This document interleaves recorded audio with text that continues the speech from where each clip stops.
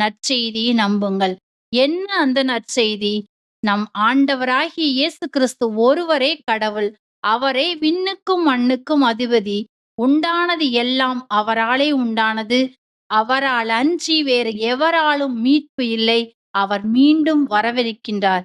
இதுதான் நற்செய்தி. ஆகவே பிரியமானவர்களே, இதை நம்புங்கள். விசுவாசத்தில் வேரூன்றி நில்லுங்கள்.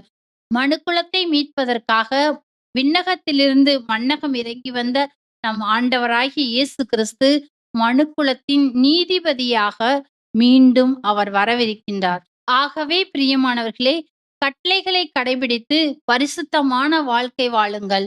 ஆண்டவராகிய இயேசு கிறிஸ்துவை மீட்பரும் இரட்சகருமாக ஏற்றுக்கொண்டு எப்பொழுதும் அவருக்கு உகந்த வாழ்க்கை வாழுங்கள். அவரை மட்டும் ஆராதித்து அவர் ஒருவருக்கே பணிவிடை செய்யுங்கள்.